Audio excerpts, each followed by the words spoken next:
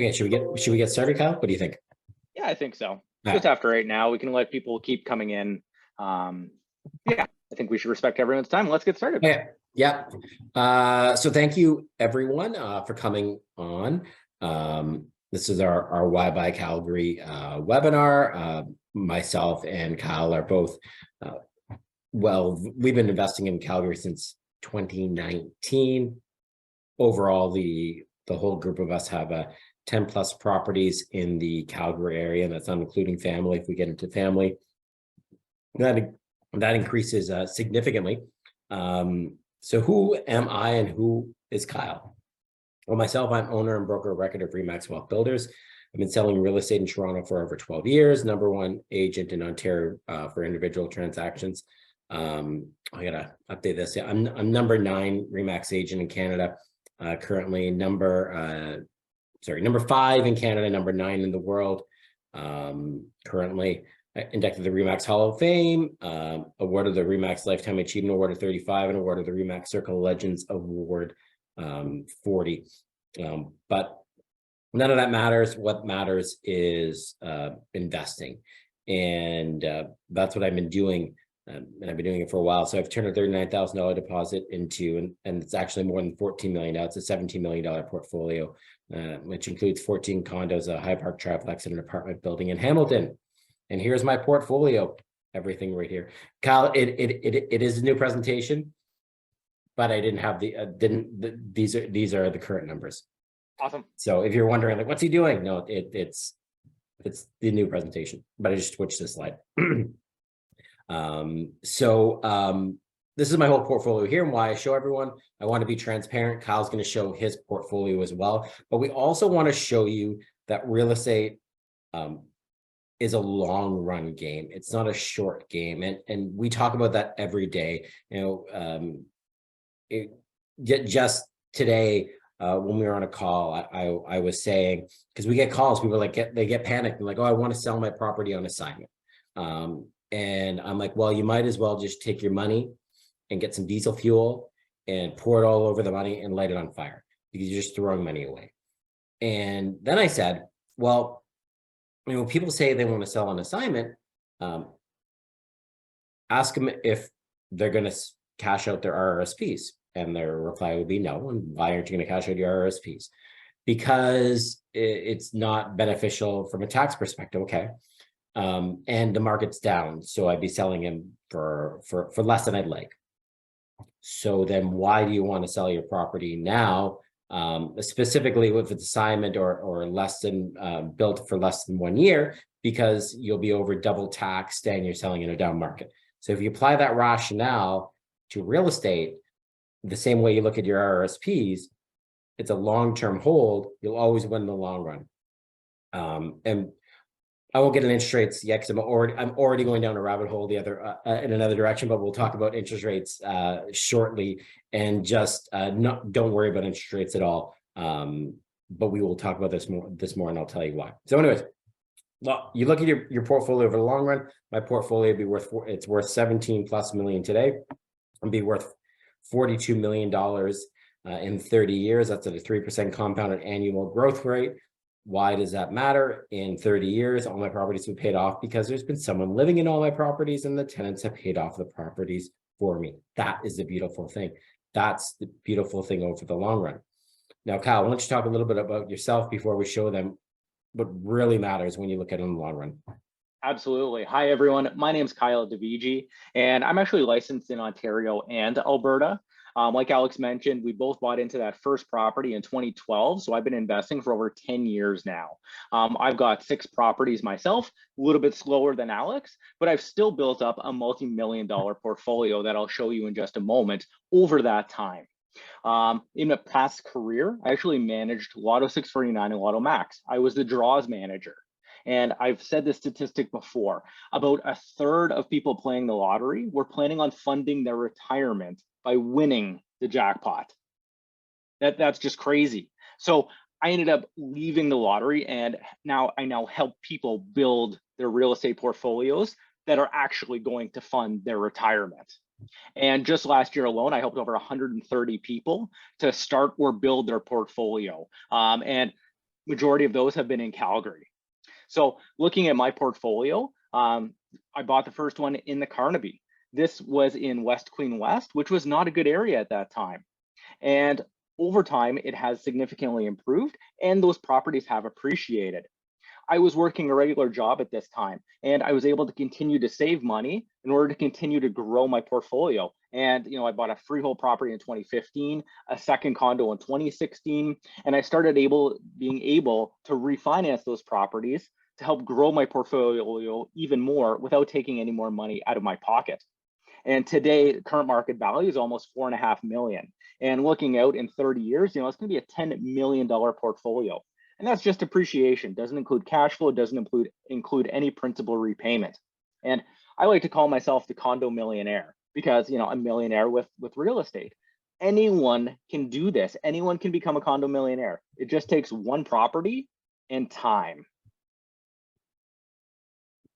You're doing great. I don't even need to talk anymore. And this is where like people are like, well, why Calgary? And this is probably our first good why Calgary point. So when Kyle and I both bought our first investment condos in 2012, we bought them in the around 260,000 range. Okay, go ahead, go on MLS right now. Find me a property for $260,000 in the GTA. Let's just say GTA. Ontario. Go look at Ontario and find me some properties for $260,000 in all of Ontario. So when we started looking at Calgary, we saw a similar environment where we can get in at a low cost entry point with properties that will cash flow. It's the same reason why we bought in Queen West back then. Attractive price point. And the properties will cash flow, and then we've been rewarded by buying and holding on those properties, and we'll get into more detail of why we see upward trajectory in Calgary, and we've been helping people do that in just 2022 alone. It's actually more than 300. It's 360, I think 360 people group 360 individual sales. It's more than 360 people. We got couples and families that are buying that kind of thing. And again, our team has personally invested in 10 plus Calgary pre-construction units. So speaking of growing a portfolio, if you look at your house is your largest asset. Okay. But it's a terrible investment vehicle in that, yeah, your house has gone up in value and maybe you've been diligent and been paying down that mortgage, but you're making no money other than just depreciation on the property. And it's not generating you a return or anything. It's just the natural appreciation of the property. Now, what you can do, and this is how I've grown things and this is how Kyle has grown things, is that you can use your home to fund your retirement, keep your home in your retirement. So instead of having one property going up in value, imagine you had 2 properties or 3 properties or 4 or 5, or in my case, 18. If you have all these properties going up in value, that is actually how you're going to fund your retirement. We've done the math. Each $350,000 condo represents over $24,000 of annual income in your retirement years. And that $24K is in today's purchasing power. So what that means is you don't have to worry about inflation. That's not even an inflation-based number. $24,000 worth of annual income in your retirement years with today's purchasing power. And where I said, if you like Kyle right now, he's at 6 properties or 18 properties. It may seem like a daunting number, but we broke this down into bite-sized goals and bite-sized $1 million portfolio value. But a $1 million portfolio value, that's like 2 Toronto condos or 1.5 Toronto condos. That would be 3 Calgary condos. And then you just grow it over time. We didn't start this yesterday. We started in 2012. I was more aggressive, but this is what I've done every day since 2008. And Kyle, he's only been doing it for a few years now. So we're growing our portfolios, and you can grow your portfolios too. And if you just have a $1 million portfolio, that's going to give you inflation, like today's purchasing power, $70,000 annual income a year if you just did a 5% rate of return on that, which is a conservative number. If you have a $2 million portfolio, $140,000 a year you can pay you in today's purchasing power. You are building your own pension fund. Like, Kyle, you want to, I get so passionate about this. Kyle, you want to add anything onto this? Like, I I think just think this chart is so powerful when you look at it, breaking it down by, $1 million sounds like a lot, but it's really not that much when you look at it in terms of real estate. This is easily achievable by just about everyone on this call. Yeah, everyone. And the great thing is you're going to have a tenant in the property that's going to pay down the mortgage. So if we go back to when I said my portfolios were 17 million, if I sold it today, I'm not getting 17 million in my pocket. That's not the net value. I have mortgages on all those properties, and significant mortgages. I have many mortgages at 6% plus right now, 6% plus. Not worried at all. Actually, this afternoon I dug deep into my portfolio because I have a number of closings coming up this year, next year. Not worried at all. And again, I'll tell you why later. Kyle, you have any messages? We kind of talked about messages, but I'm not worried about interest rates at all. And we'll tell you guys more about that because I'm sure that'll be a hot topic in the Q&A. But I do have that answer. So why Calgary? When we first started looking at Calgary in 2019, it was like, well, what's this city? We're both from Northern Ontario, a city called Sudbury. That's where we grew up. We lived in Toronto since we graduated university in 2004. So it's what's attractive to Calgary? Well, from a living perspective, most livable city in North America, most livable city in the world, fourth most livable city in the world, top 5 of the Economist Intelligence Global Livability Index for 10 consecutive years. Located in the foothills of Canadian Rockies, loads of green space, second lowest cost of living in Canada. And what Kyle says, very nice people. Are they nice, Kyle? Absolutely. Friendliest people I've met. Yeah. And why we say this is we deal with people every day on phone calls. People schedule meetings with us. And sometimes people don't call you back, Kyle, or sometimes people hang up on you, right? But has an Albertan done that to you? Never. And even when, let's say they purchase a unit from you, any unit we deal with, you have a 10-day rescissionary period. Every time, let's say someone from Alberta cancels, are they very gracious? Absolutely. Yeah. So again, it's very, very nice people there, and that matters if that's a city that you're looking to relocate to, or the residents are looking to move there, where urban meets nature. So and it has not been sunny, I feel like, all winter here in Toronto. And that's not normal, but it's been a very gray winter. Not in Calgary. It's the sunniest city in Canada with 2,300 sun-filled hours, most extensive outdoor pathway network, and ranked second for healthiest lifestyles. Vancouver is not sunny. Toronto's supposed to be sunny. I don't know where the sun went. But Calgary is actually sunny. It's the most sunniest city in Canada, and that matters. And you have the Rocky Mountains right next door to you. 5 world-class ski resorts within 2 hours, over 200 hiking trails, and a 1.5 hour drive to Banff. So if you have to live through winter, you're best to live right beside some of the best world-class ski hills and a world-renowned park. That's what you have right next door. And it's a true 1.5 hour drive away from the city, versus when we say it's 2 hours from Muskoka. Yeah, Toronto's 2 hours from Muskoka, but that's if you leave at 3 a.m, because traffic is so bad to get up there. So why are Alex and Kyle and the Remax Wealth team, including Nish, Ramin, and Nick, why are we all investing in Calgary? Population growth. It's a nice, pretty slide. Calgary did the slideshow today. So the population. So we have positive population growth. So when you're investing, we're investing in roofs overhead. So number one, if you're investing in roofs overheads, then you want to make sure the population of the area is growing, which it is. It's growing significantly, which you're going to see in the next slide and what's going to happen over the next 2 decades. Calgary also has the highest millionaires per capita of major Canadian cities, and Calgary represents the highest wages and salaries per employee in the country at 66,000. So their population is growing and they make money, but their population is really growing. So the population of Alberta is set to increase by 48%. It'll be larger than BC by 2043. versus the Ontario population, which is going to increase by 24%.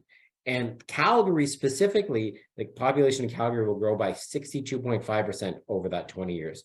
They're going to go from 1.6 million to 2.6 million people in that 20-year span. So you're looking at the significant growth in the city. All those people are going to need somewhere to live. That's where you want to be investing in. I'll let you talk about this slide. Yeah, and you are seeing it. Where is the population coming from? There's two main sources. One is international migration. The federal government is looking to bring over 500,000 new immigrants by 2025. But the other source is interprovincial migration as well. So they actually reached historic net migration into the province recently. And you can see from the chart on the left, that insane spike that went up. From about 2015 to 2020, people were leaving Alberta and leaving Calgary. That is completely different now, where you can see in Q2, you actually had a 3,000% increase from the previous year.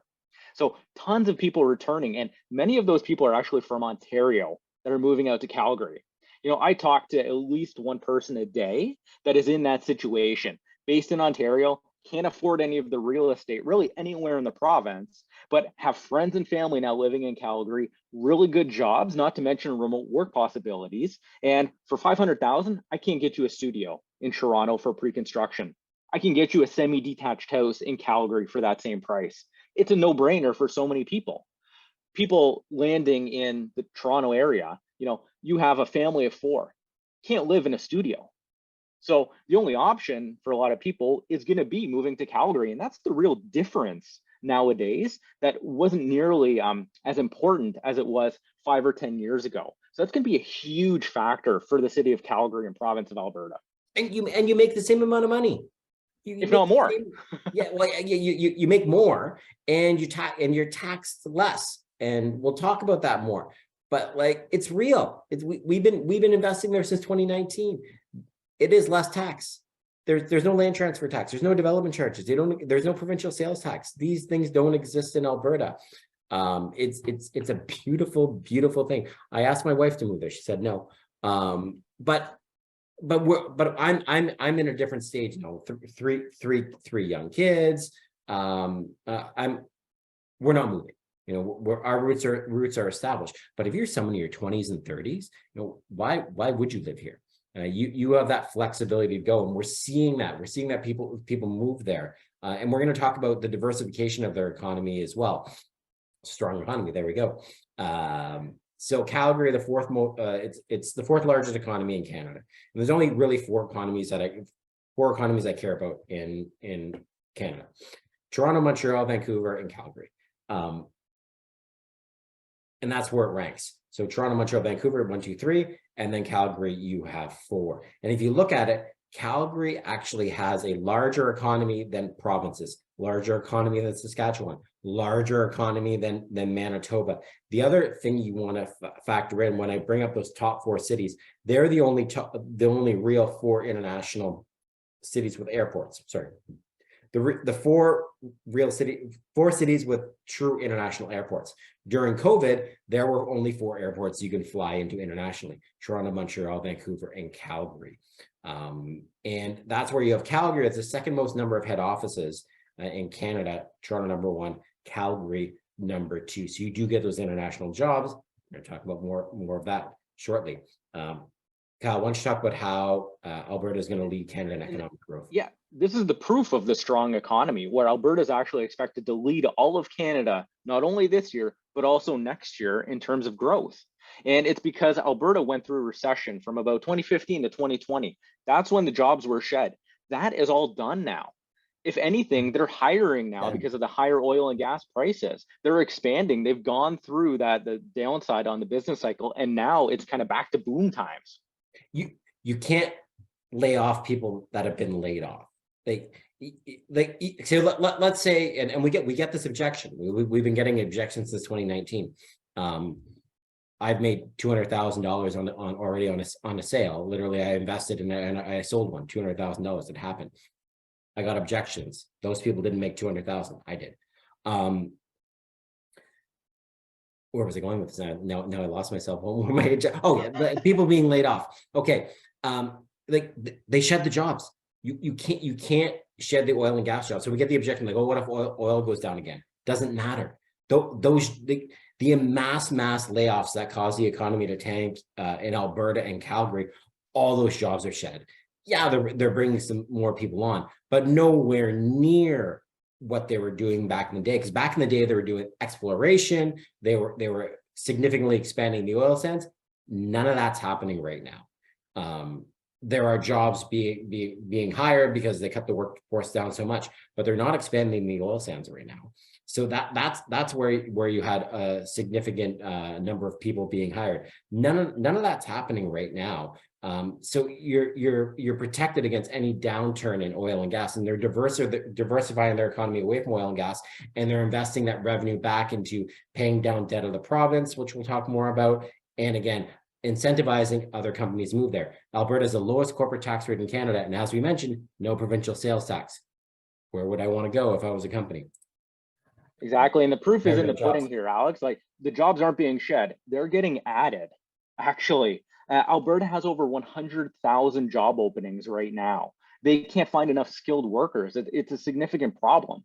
And in December, Alberta actually added about 25% of all of the jobs in Canada, but they only represent about 12% of the population.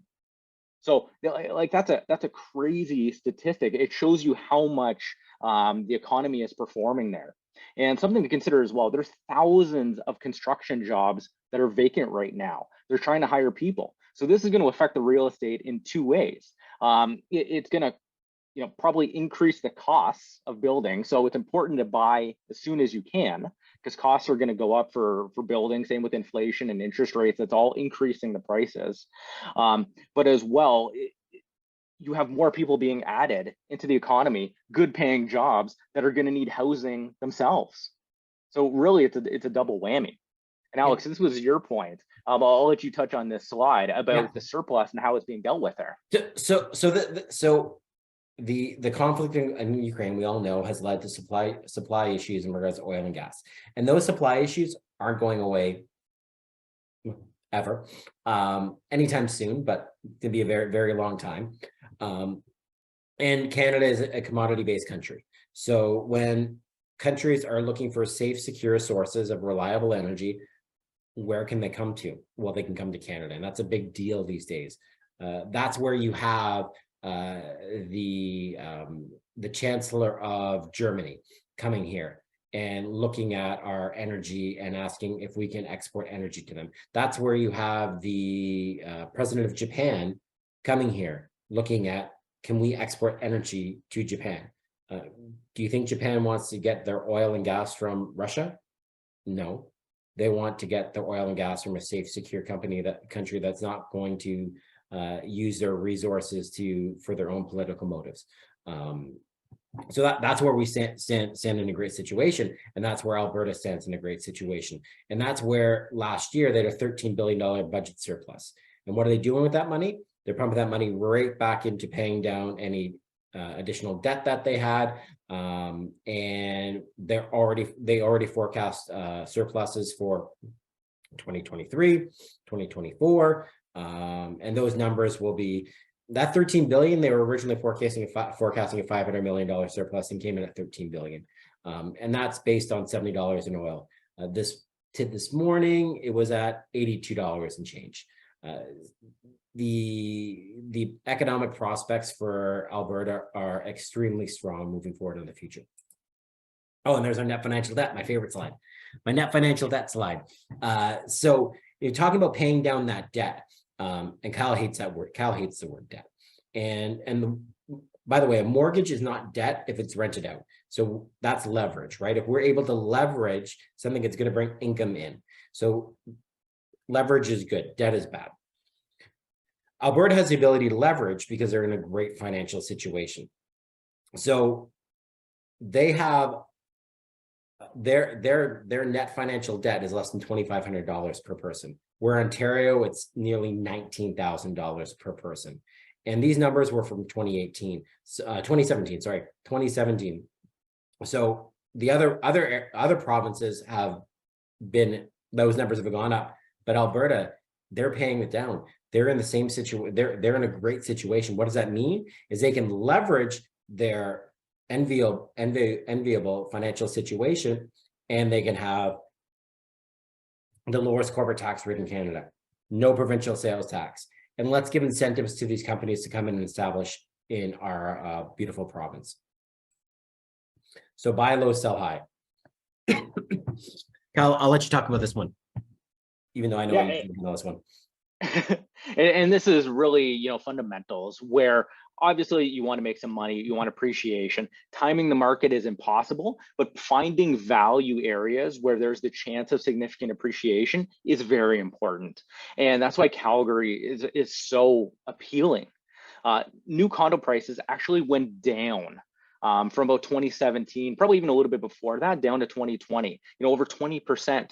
You talk to people in Calgary who had bought back in the day and they hadn't made any money for 5 years. But that's why it created such an attractive environment, because prices had gone down so cheap compared to the rest of Canada. And you've seen that really return and reverse, where prices have started moving back up. And the stat that blows my mind is that even though you have seen prices go up quite a bit from the bottoms, condo prices still have not set high since the record in 2014. That was almost a decade, 10 years ago. So this is a huge opportunity to be investing in Calgary. And specifically in condos, and I deal with this often. Back in 2014, nothing to do with this 2014, 2015, 2016, people would be like, Alex, why are you buying condos? Like, why don't you buy houses? Here's the thing about houses. And by the way, you can buy a house if you want to buy a house. I bought a house in Calgary. So, but certain people aren't equipped to invest in houses because houses are a pain in the ass. Anyone on this call that owns a house and lives in the house, be honest with yourself, your house is a pain in the ass. And I own multi-residential houses. The thing is, with a house, you're responsible, when you're renting a house out, you're responsible what's inside the house, what's inside the walls, the exterior of the house, and the land the house sits on. There are many things that can go wrong with a house. When I invest in a condo, it's a concrete box in the sky. I'm only responsible for what's actually in that square box. And really the only thing that can go wrong is a broken appliance. And with a couple touches on my phone, I can generally get that fixed very, very easily. You know, a Jiffy app here in Toronto, things are taken care of. For the majority of our investors, that is what they want, and that's what it's attractive to the condo. And when you look at the individual that's going to be living in the condos, let's talk about 20-year-olds. Let's talk about 30-year-olds. You think they want to live in houses? And maybe once they're raising a family, they're going to want to live in a house. But you know, if they're a single person or a young couple, do you think they want to live in a house? No, they want to go skiing. You know, they don't want to go shovel the driveway or mow the lawn, or have to deal with no, my furnace is broken, or they just want to call someone to deal with it. And they don't want to deal with houses. And again, like, I don't know half the stuff to deal with my houses. That transfer of information from our parents to us, you know, a lot was lost in that. I know I didn't get it from my dad. Kyle, did you get anything from your dad to how to take care of your house? No, we didn't get Not really. No, wasn't transferred over. So that whole knowledge base is lost, and the opportunity cost of a millennial's time is much greater, and they want to go do other things, and condos are what they want to live in. I just want to highlight that, because sometimes people get negative on condos. I'm like, no, condos are great. The maintenance fee in a condo, that means someone else is dealing with it. That's fantastic. And talking about the oil and gas, you know, we talk about the distribution of oil. So when you look at Alberta's landlocked. And one of the big things that's happening is the Trans Mountain Pipeline. So the Trans Mountain Pipeline is something that, as Canadians, we own, that the federal government has put into a strategic investment of importance on it. And that will allow us to export our oil to international markets. So right now, the majority of oil goes through pipelines to the US. Once the Trans Mountain Pipeline is completed, we'll be able to export our oil to international markets, which will allow our price of oil when there's downturns to float more closely to the market rate versus being solely reliant on the American market to determine what our price of oil. That's why it's so important in the distribution of oil. Getting it out of Alberta is so important to other markets. And that's something that's going to happen in 2023 when the Trans Mountain Pipeline is scheduled to complete. So diversification away from oil and gas. Always our biggest objection point when people talk about Alberta and oil and gas, but there is so much more to Calgary now than oil and gas. And I'll let Kyle take it over from here. Yeah, that's where Calgary is really becoming a destination for tech companies.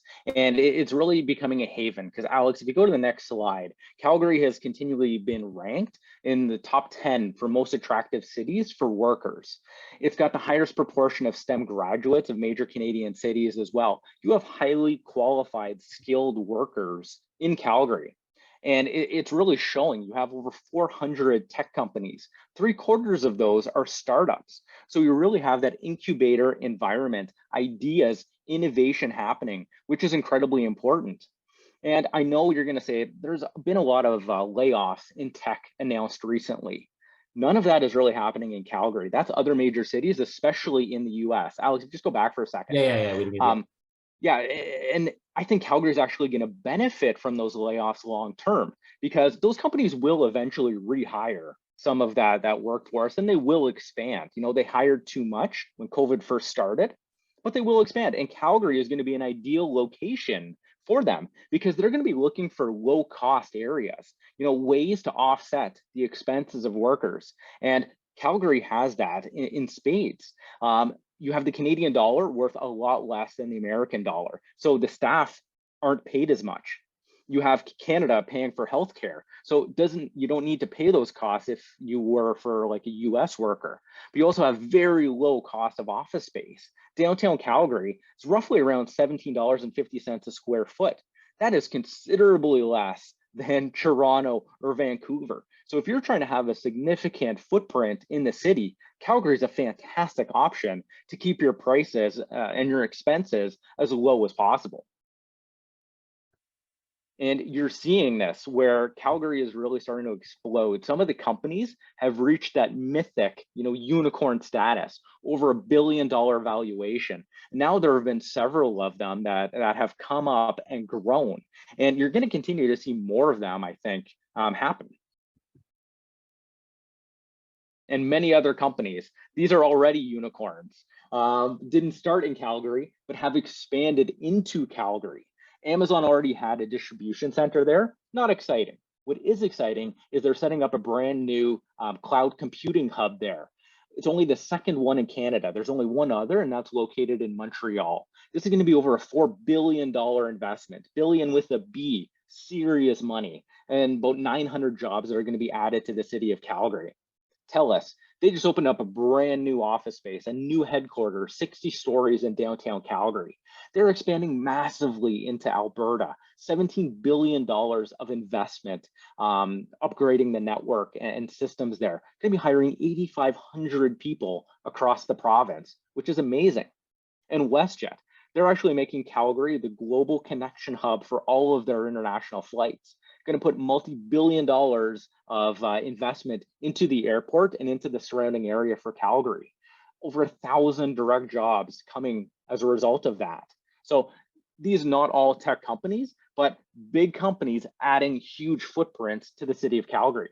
And the list goes on. The Haviland, not a household name, but this is a significant announcement. And I know Alex gets excited about this one as well. They're building a massive aircraft manufacturing plant about 10 minutes east of Calgary. Over 1,500 acres of land that's being developed. There's going to be a new runway, new manufacturing plant. There's actually a museum. They're going to have office spaces, operations. And it's not new, but they're moving their operations from Downsview in Toronto to Calgary. And so the key thing, it's a relocation. That's the key thing that everyone has to understand. That means the Toronto facilities are gone. They're gone. They will be no more. They're moving everything to Calgary. What does that mean? If you work there, you got to move to Calgary. if you want to keep your job. That means you're going to have a massive influx of individuals that are moving to Calgary because of this company. Exactly. And that's why we're so bullish on East Calgary as well. Cities like Chestermere, they only have about 21,000 people there now. When you have 1,500 new jobs coming in 10 minutes away, like that's going to be a huge boom for the city, and Eastern Calgary as well, which is exploding. We'll talk a little bit more about that later.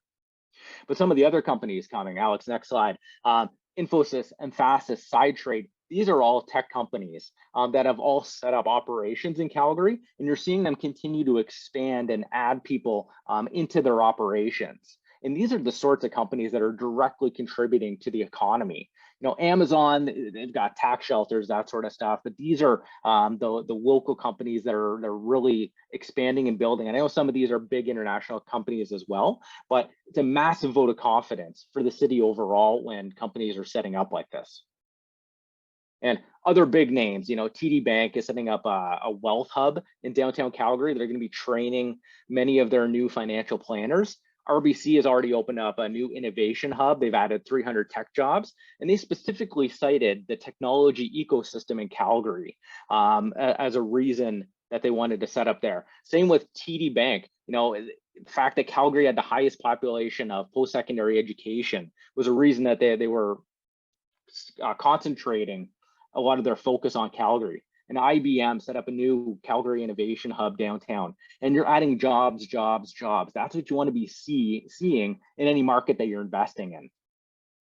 And so we're bullish on Calgary. We're giving examples of expanding there and moving there, but we're not basing it just on that. We're basing it on history, because we've seen this already happen somewhere else, and it's happened in the States. And we've seen companies move away from California, the Northeast coast, your New York State, your Massachusetts, your Connecticut, and they're moving to places like Texas and Florida. And why are companies moving away from, you know, let's say I'll use California, for example, California and Silicon Valley? Well, fleeing high taxes. California is one of the highest tax areas in the US, and Texas is one of the lowest. Well, let's look at that in Canada. Well, Alberta has the lowest corporate tax rate in Canada, and there's no land transfer tax or development charges in Alberta, and there's no provincial sales tax. So from a tax perspective, they are by far the lowest in Canada. Expensive housing. You know, these companies are moving because they want their employees. There's a cost savings to them, but there's a cost savings to their employees because their employees can have a lower cost of living, which, hey, if my employees have a lower cost of living and they're living a better life for themselves, they're going to be more productive employees. Same thing in Calgary. So I could, if I'll go back to the US, if I was living in San Francisco, I'd be making six figures and sleeping on my friend's couch because I can't afford the rent, and I definitely can't afford to buy anything. Whereas if I'm moving to Houston or Austin or Dallas, I can afford to buy a house and live quite comfortably. We're looking at the same thing in Calgary. Second lowest cost of living out of all major Canadian cities, ninth lowest in North America, and you can afford to live there. You know, if we have semi-detached houses for $499. Semi-detached brand new build, by the way, semi-detached house brand new build is still going to be well over $1 million in my surrounding GTA areas. And if I was building new in Toronto, well, that's over $2 million. So very, very affordable new builds that you can get there. And again, no extra taxes on those. Incredible. And then government regulations and no rent control. When you look at what a landlord can do, it's very, very landlord friendly compared to Ontario. No rent control. No, you can have fixed term leases. So at the end of leasing, you say, tell the people to move out. Your eviction turnaround time, let's say someone doesn't pay your rent, you can get them out in 2 to 3 weeks versus 8 to 12 months here. It's very, very attractive for investors to be there and to be landlords. No rent control, as I said, no foreign buyer tax, no land transfer tax. Well, I guess we can take no foreign buyer tax out because that doesn't matter anymore. Foreigners can't buy in Canada. No foreign buyers. Yeah, no foreign buyers. No development charges, and a $10 billion stimulus package, including reduces corporate taxes. They did that right at the beginning of COVID, and that's why they have that enviable corporate tax rate. And why did they do that? Because they have the financial resources to do that. So the Calgary market overall, Cal, I'll let you talk about this. Yeah, so these are the statistics from the end of December. So these are fresh. They actually had record sales throughout 2022, which is pretty amazing. That's how hot the Calgary market was. And you can see how much it did come down from the peak. Sales are down about 70%, but they still set a record for sales, which is crazy. And when you have high sales, you typically have increasing prices as well. So even though sales have come down, new listings have come down even more. So what you're seeing is really an unbalanced market. You have the lowest level of inventory in the city in over 10 years. So go back a decade, and then you have the equivalent amount of homes for sale right now. And that's really keeping the prices elevated and supported. The sales to new home listings ratio. So this is comparing the number of sales to the number of new homes. It's over 100%. This means that more homes are being sold than actually listed. And you can see this with the months of supply. It's actually continuing to go down. There's less than 2 months of supply on the market. And typically 2 months, less than 2 months, is really a seller's market. So you are seeing strong performance still in the Calgary market, even though we're in the toughest real estate market, probably that Canada has seen in over 20 years. So it's reflected in the numbers as well. Benchmark prices, they're still up. They're down a little bit from the peak, but they're still up year over year. Condos are up about 9%. Detached and semis are up about 15% still. So you're seeing great stability overall in the market. And I think it's because there's so much pent-up demand that is not being realized right now. And you have very few sales. People are cautious. There's a seller strike. People aren't really listing the property because they're not getting the prices that they want. When interest rates start going back down, and they will, I think you're going to start to see a lot of activity and prices are going to shoot up pretty quickly. Now, this chart really goes to the stability that the Calgary market has had. Some areas like Kitchener-Waterloo, they're down over 20% from the peak, whereas Calgary is still up, year over year. So it's really a vote of confidence in the Calgary market that knowing it's a tough market right now, it's still performing incredibly well. You're going sideways, you're not going down. And as soon as there's that catalyst, as soon as you see interest rates tick down, and we actually have seen fixed rates start to come back down, I think you're going to see a lot of people entering the market. Because I talked to so many people, it's a wait and see approach right now. And as soon as people start seeing interest rates come down, prices start going back up, you're going to see a quick shoot up in prices, I think. Yeah. So we'll have tomorrow. It's tomorrow, right? Bank of Canada tomorrow. Yeah, the interest rate announcement. Yeah. So people expect it to go up another quarter basis point, so 0.25%. But then it'll stop. So that will be the peak. Our peak happens tomorrow. Okay. Why is that relevant? Well, I went back in history and literally did this today, so we don't have a pretty slide for it. But I went back in history, and so in the 80s, so August 1st, 1981 was the peak of rates in the rapid increasing environment in the 80s, and it was 20.78%. 17 months later, so it went from 20.78. 17 months later, it dropped by nearly 50% and went to 9.56, and then went down to 9.13 on May 1st, 1983, so in 21 months. So when you buy pre-construction, you're going to have lower rates. The peak is right now. The peak is that 6.25%. Now, you may be saying, Alex, you just said the rates were 20 and then they went down to 9. That's crazy. Yes, they have more room to move. No, they don't. Here's the thing. The debt levels in the 80s were much lower than the debt levels today. So the 6.25%, sorry, the 6.25, the what it'll be, a 4.5% bank rate has a bigger impact today than a 20.78% rate in 1981 because of the debt levels that we have today. So the actual impact of 4.5% is greater than 20.78 back in 1981. It won't be going up anymore. They've accomplished what they need to accomplish. Now it's going to work through the system. And just as fast as rates can go up, they can go down. And as Kyle said, when they start going down, so they're going to stabilize. So when they stabilize, you're going to start seeing activity. Buyers like, okay, I get what's going on now. I know what I'm going to be paying. I'm going to start buying. And then when they start going down, boom, boom, boom, boom. And you're going to see people quickly buying up properties again. This is the opportunity now to buy. It's not even on the dip. It's not really, but you can buy when it's normal. Like how crazy was it in January last year, Kyle? Like now you can breathe, buy, because it's going to get crazy again, and you will see increased prices. And prices in Calgary haven't really gone down. Because they've been in a downturn since 2014. They're finally in the upswing now. You're buying down here. You're still buying down here. And when rates go down again, which they will, history, we look at history, they can go up as down as they go up fast, they can go down fast. Prices are going to shoot up again, and we're going to see great things happen out there. Okay, I'll let you talk about the rents are crazy out there too, and that's where you get this positive rental environment. So let's talk about that, Kyle. Exactly. And Calgary has the best cash flow of any major city. And it's not even close, like by a mile. You get more rent per dollar invested.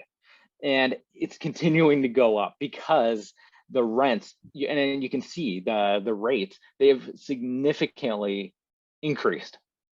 The percents aren't there, but each one of the different bedrooms, 1, 2, and 3, they're all up well over 30% year over year. And you are seeing a similar trend in other markets like Toronto, Vancouver. Rents have shot up because many people have been taken out of the buyer's market. They have to stay in their rent, or they're choosing to stay as renters. So it's really limiting the supply. So there's bidding wars for a lot of properties, and you're seeing these rents accelerate. But also, Calgary is one of the cheapest cities in Canada to rent. Even with these increases, it still ranks 17th or 16th. In terms of most expensive cities, where it's the 4th largest city. So there's still significant room for rents to appreciate to put it on a national, relative basis compared to where rents really should be based on the size of the city. And when we look at demographics, when we look at the next 20 years, where we showed that Alberta's going to grow by 48%, Calgary's going to grow by 62.5%. Typically, when people go to the new city, they don't buy right away. They're going to rent for a year or two, then they're going to buy.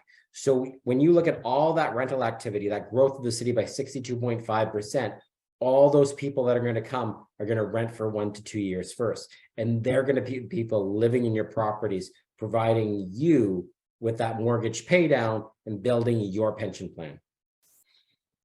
And we've seen it. We've seen the success. These are, we predominantly work with Truman out in Calgary, Calgary's largest builder. Someone already asked a question about increasing prices or cancellations. Truman, being Calgary's largest builder, been around for 35 years. They don't do that. They don't increase costs in their buildings.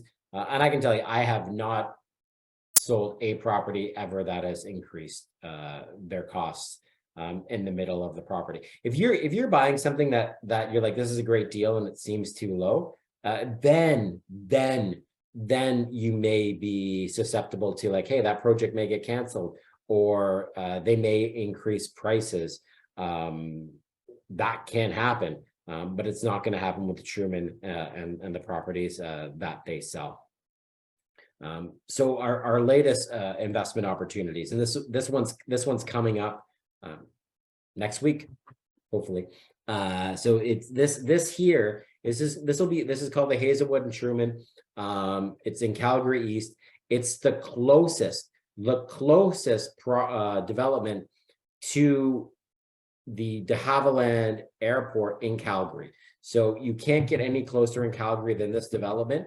Then to get to that new facility that's going to be built in east of Calgary. It's not right in Calgary. You're building an aircraft manufacturing facility with runway, so it's not going to be right in the middle of the city. So just east of Calgary, and all those 1,500 people that are going to have jobs there, they're all going to need somewhere to live. And we're looking at pricing starting at $299. You'll have a 10% deposit structure. And it's an amazing deposit structure. It's spread out over a year and a half. So this is the most extended deposit structure I've seen in Calgary in like 3 years. Yeah, it's fantastic. And what else was I going to say? And it's going to have a 2-year rental guarantee. If we didn't, so we treat rental guarantees, treat them as an insurance policy, right? Let's say the market is down, then you have that 2-year rental guarantee, which you'll have free property management with, or you could choose to rent it out in the open market, which people with the increasing rents, people are choosing to do. But at least you have that insurance policy, that protection, being an out of province investor.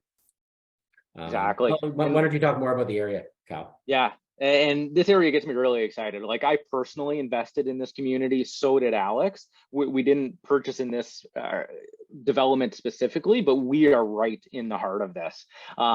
This is going to be built in the Huxley community, but it's in the Belvedere Master Plan, which is a massive 3,000 acre structure plan from the city of Calgary. There's going to be over 10,000 jobs integrating into this area, but it's not just plain suburbs. They've put a lot of time and effort planning this brand new community. You're going to have new schools, childcare facilities. You're literally right beside East Hill Shopping Complex, which is almost 1 million square feet of retail that's owned by RioCan today, and they're looking to expand that further. You have access to bike routes, public parks, but you're still 20 minutes to downtown Calgary. So it's a fantastic location. Truman's saying it's northeast Calgary. According to the Calgary quadrants, it's southeast, but really it's East Calgary. You're completely away from the airport, so any of those concerns just don't exist in this location. You're about 10 minutes away from Lake Chestermere, which actually is used for watercrafts and sports. You are about 18 minutes to the airport, so very convenient. And you have a rapid bus transit stop that's existing at the East Hill Shopping Complex today. That's already there and existing. So this sort of development gets me really excited. And investing early in master plan communities is a proven way to get built-in equity into your investment and to outperform, standalone buildings that are just being added in existing communities. I may have seemed distracted about a few minutes ago. I was double checking the deposit structure. I was blown away. I'm like, that's got to be wrong. Wow, that's incredible deposit structure. Yeah, I didn't realize that, Kyle. I'm like 540. I haven't seen 540 before. I'm like, oh, man, I must have sent them the wrong information. It's normally 30 days. What it says. Yeah, it's insane. It's the most extended deposit structure by a mile of any development in Calgary, and any Truman project either. Yeah. That's why this is your complete investment package. If you're considering investing in Calgary or looking to add really low risk because of the price point, most of the units are going to be in the 300,000s, kind of mid 300s, including parking. You have the 2-year rental guarantee, 2027 closing. So you're only putting 10% down, getting appreciation on it until closing. Then the 2-year rental guarantee. It's everything you're looking for an investment property. And then maybe if you don't want condos, we do have these great townhomes. The value here is incredible. So these townhomes, they're available starting with the discount. I think it works out to 475, right? With the discount. Yeah, right around there. You'd be looking high 400s, depending on the size of the property. But these are 3-bedroom, really 4-bedroom townhomes, 2.5 baths, 2025 closing, which is the farthest closing you're going to get for a townhome product. Anything else would be closing earlier than that. Comes with the 2-year rental guarantee as well. And these do pretty much cash flow. Even at, I think it was 4%. So by the time 2025 comes around, rates are likely going to be, around that or lower. Yeah, and that's what, if we look at 5-year right now, the 5-year right now, I looked at it yesterday, is already at 4.69%. With the inverted yield curve, you'll see that at 4% by the end of this year, the 5-year rate. On top of that, these townhomes are in the Southwest. So the Southwest is one of the most ideal areas in Calgary. So you get into a prime location. Why is the West the ideal? Well, the West, even though we're very bullish on the East because of jobs, the West, from a local perspective, gives you proximity to the mountains. That's what the mountains are to the West. So you have easier access to Banff when you go that way. Oh, are you running the money right there? Exactly. So with a $50,000 investment, you can secure one of the top products in Calgary. And that's where condos and townhomes, I really expect to outperform over the next 18 to 24 months because affordability has been affected mainly at the top of the market. Detached houses, especially well over 500,000, that's the slowest part of the market. And that's where you've seen prices come down. Anything around 500,000 is continuing to perform really well, very strongly, because people have been pushed down because of affordability. And everyone wants a detached house, white picket fence. If they can't get that down to a semi, and for a townhome, families, people that need space, and people are getting pushed down into those towns and even condos as well. So that's where Briarfield, the townhomes, and Hazelwood, both fantastic investment options that are going to benefit from the higher interest rates because of those people whose affordability has been affected. But the prices for detached and semis, starting from $499, we can get you a semi-detached property with a basement, detached garage, and a yard. Where can you get that? I can't even get to a studio in downtown Toronto.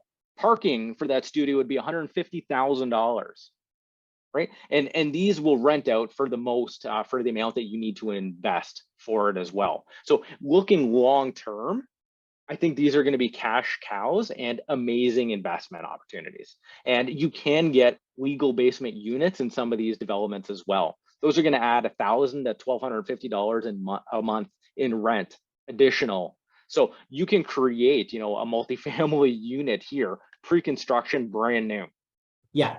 Once you get into the ones with the basements, once you install the basement suites, you're going to be in the low to mid sixes when you factor in the basement suites in the units. Just so I don't want someone to call and go, I want the $499 basement suite unit. Fair enough. Yeah, you more get to the low to mid sixes once you get to the finished basement, but they are legal basement suites. So when you look at the rental numbers on those, you're getting to like the $3,500 a month range when you're factoring the basement suite and the upper unit. Very attractive. I bought one. The cash didn't lie on these, and I was rewarded. And I bought mine, and then I sold it for $720. So you're still getting value on these, even in the sixes, because I've seen these sell for the low to mid sevens in as early as last year. And that's us. And not included on that one was the Broward as well. It's right downtown, has some amazing incentives on it too. So if you're looking for that AAA real estate, prices are starting in the high 400s. That's still available with the 2027 closing, 10% down, 2-year rental guarantee. It's also a fantastic investment option if you did want to go for the condos. Yeah, like, and I've bought downtown, and I bought in the south, and I bought in the east. So I bought it all because some people want a nice downtown location. They want that AAA location. These tech jobs that we talk, those are all downtown. All the tech jobs are downtown. So if you want to take advantage of the downtown, you're going to pay a higher price point. But again, if I compare the price point on these to what I'm paying in Toronto, and again, no closing costs, they're very attractive. And the rental guarantee on the Broward is absolutely incredible. So they cash flow significantly. What I'll do here is, if you want more details on those, you'll get them when we finish up the call. We will email out this video to everyone, so you have the recap of the video, so you can go back and look at it. You can send it to any friends that you want, and then you'll be able to book a call to discuss options further, and you have all the information on all the projects that we have. But